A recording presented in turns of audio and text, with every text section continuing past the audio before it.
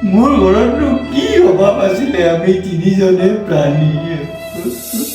আপোনাৰ খবৰটো শুনি বৰ বেয়া লাগিল বুজিছেনে। সেইকাৰণে লৰালৰিকৈ খবৰ এপাক লৈ আহোঁ বুলি আহিলোঁ। পিছে ঘটনাটো কেনেকৈ ঘটিবলৈ পালে? 6 বছৰ ভাল পোৱাৰ পিছত তাইক মই বিয়া পাতি আনিছিলোঁ।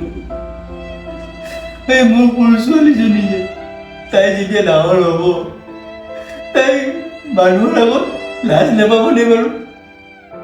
যেতিয়া ডাঙৰ মানুহবোৰে ক'ব তোমাৰে ৰেলিমাই কৰি পিনে বেলেগলৈ গৈছিলে। মোৰ ঘৰতনো কি অভাৱ আছিলে, আমি তিনিজনে প্ৰাণী।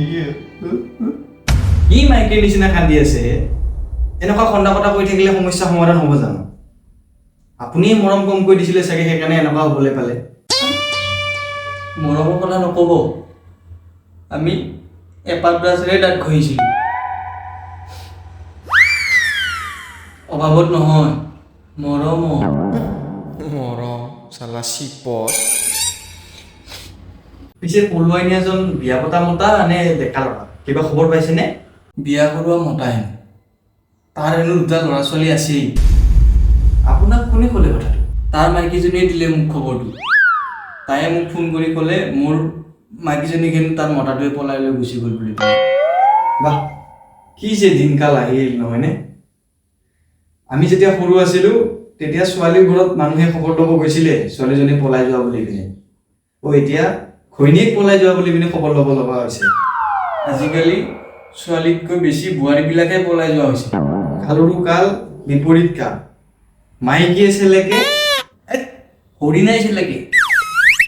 ইয়াত আৰু মাইকী ক'ৰ পৰা আহিল? মতা মাইকীৰেতো কথা পাতি আছো। তাই বাৰু অকণো বেয়া নালাগিল নে? এবাৰো ভাবি নাচালেনে তাই এই কণমানি ছোৱালীজনীৰ কথা? এনেকুৱা সময়ত নিজৰ সন্তানৰ ভৱিষ্যতৰ কথা চিন্তা কৰিব লাগে নে বোলে লিলিমাই কৰি ফুৰিব লাগে? চাওকচোন, এইখিনি সময়ত প্ৰেম কৰা বয়স, হা? এইখিনি সময়ত সন্তানৰ কথা ভাবিব নোৱাৰে? সন্তানৰ ভৱিষ্যত কি হ'ব এইবিলাক প্লেনিংহে কৰিব লাগে। প্ৰেম ওলাইছে, প্ৰেম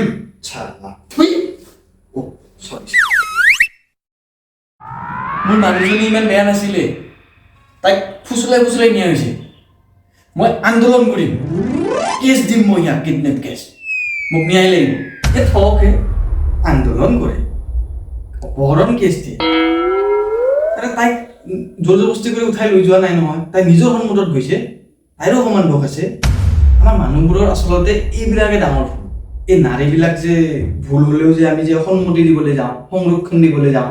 এতিয়া চাব হা, এতিয়া আপোনালোকৰ যদি নিউজটো বজে কেনেবাকে, তেতিয়াহ'লে আপোনাৰ ঘৈণীয়েকজনীৰ ফটোখনত এনেকৈ এটা কলা পাতি লগাই দিব যাতে মুখখন চিনি নাপায়, আৰু পুৰুষজনক ডাইৰেক্ট দেখাই দিব এইজনে সেই কালপিতজন।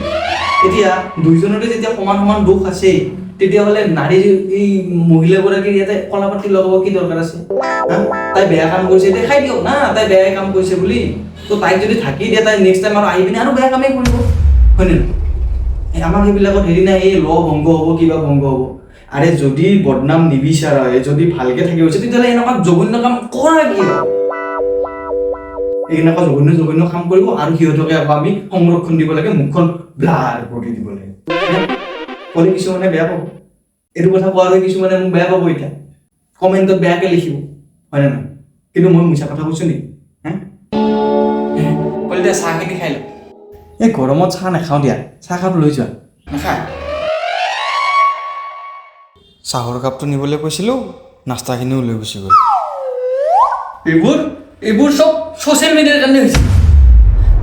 তই ভাত খাই থাকোঁতে বাওঁ হাতেৰে মেছেজ কৰি থাকে হে?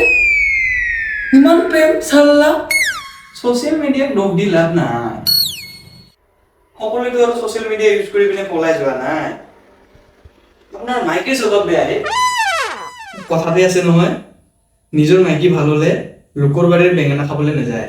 যিহে ৰীল বনাব, অকল আপোনাৰ মাইকী বুলিয়ে নহয়তো, আৰু কিছুমান মাইকী আছে না নাচিব জানে না কি কৰিব জানে, কিন্তু ৰীল হ'লে সদায় পাব। আৰু যেনেকুৱাহে ৰীল বনাব, ফেচবুক ইনষ্টাগ্ৰাম গেলাই দিছে, চাবই নোৱাৰে। 2-3টামান ৰীল স্ক্ৰল কৰিব, তাৰপিছতে সিহঁতৰ ৰীল আহিবই আহিব। আকৌ যদি ভাল ৰীল হ'লে সেইটো বেলেগ কথা। ল'ৰা ছোৱালীৰ লগত ফেচবুক চলাবলৈ লাজ লাগে এতিয়া। সিহঁতৰতো মান সন্মান নায়ে, আমাৰো নোহোৱা হৈ গৈছে। হা ভাল কাম কৰি মানে হেৰি কৰিব নোৱাৰি ফেমাছ হ'ব নোৱাৰি হা আৰে গাখীৰৰ বিজনেছ কৰিছো বুলি ফেক্টৰী কেইটা দেখাই ফুৰিলে হয় নেকি হা আমাৰতো আলু আৰু বেঙেনাৰ খেতি আছে আমি কিবা দেখাই ফুৰিছো নেকি বেঙেনা খেতি মানে বুজা সকলে বুজি পাইছে দিয়ক পিছে আপুনি এতিয়া কি কৰিম বুলি ভাবিছে কি কৰিম মানে আন্দোলন কৰিম আন্দোলন কৰে এতিয়া মোৰ মাইকীজনী পলাই লৈ ময়ো ভাবিছোঁ কি তাৰ মানুহজনীকে মই উঠাই দিওঁ নেকি সমান সমান হৈ যাওঁ